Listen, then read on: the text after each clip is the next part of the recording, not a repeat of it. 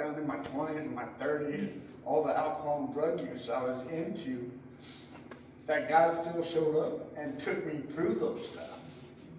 And in my 30s, I got angry at God, wondering why He delivered me from all this back then. And I was on a rampage in my 30s. I was getting drunk and taking off in the dirt roads and all that. And I didn't know at that time what was going on, so I got angry with God. And the Bible I got here, my mom bought me in 1986, Christmas of 1986. Was the first Bible my mom bought me. In my 30s, I was driving radical out in the desert, all the stupid stuff I used to do, the bad decisions I made. I threw this Bible out the window in the desert, not knowing where I was at or anything. And 4 or 5 months ago, my son Joshua came to my house with this Bible and said, "Dad, I think it's time to give this back to you." Either his friends or they were lizard hunting or whatever came across this Bible that I got in 1986. And some of the words in it is what really spoke to me, is my testimony all through of my alcohol, my drugs, and the battling of crying out to David, my dad, and not really fully surrendering like I should to God and say yes. I still wanted to be selfish and do what I wanted to do. Let me see if I can do this.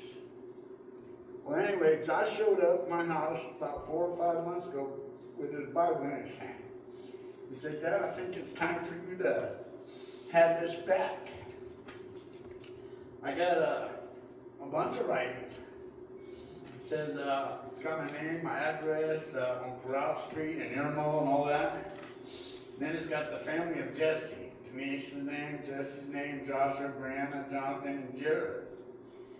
And then it's got Judy Grant, Christmas of '86. Well, on the page, the page by itself, there's a word from God. I want to say it's my mom's handwriting, but I'm not sure who got a hold of this. But here it goes. "Jesse, you are knee-deep in my river. I'm calling you now to come forth and fully immerse yourself. Then take my hand and I'll lead you in a direction that will be new to you.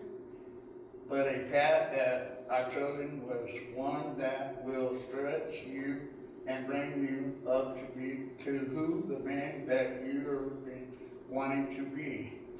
You have been forgiven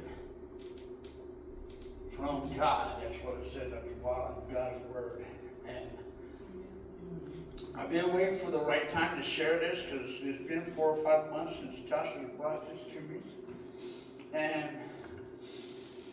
as I was praying and giving thanks last night, all the songs that came to me that I gave Rhonda today to play was stuff that God was speaking to me last night. I didn't go to sleep till after midnight. And I didn't share none of this with Denise, or this was me one-on-one with God last night of what I was doing. And the Bible was next to my bed. I said, this would be a good day to give a testimony. God's got me on the path He's got me to be the godly man I'm supposed to be. And that's fully surrendered and going all in, 100%. And that's where I'm at today. This has blessed me. I lost track of this Bible in my 30s. I didn't know where it went. But as soon as Joshua gave it to me 4 months ago, my memory clicked. I remember throwing it out the window, out in the desert, and I was done. I was mad at God or whatever, because whatever my brain was going through. But I'm very blessed today because of what God's doing in my life. To speak the word, truth, and give it away and be real of what God's doing today. And that's where I'm at. And I'm very blessed, man. I'm grateful and thankful for what God's doing. I wouldn't be here today. I was wanting Rhonda to post a picture of me 8 years ago in this motel. I looked like death. I got it in my phone, and from 8 years ago to now, you can see a difference. But anyway, I'm very blessed. And Thank you, Lord.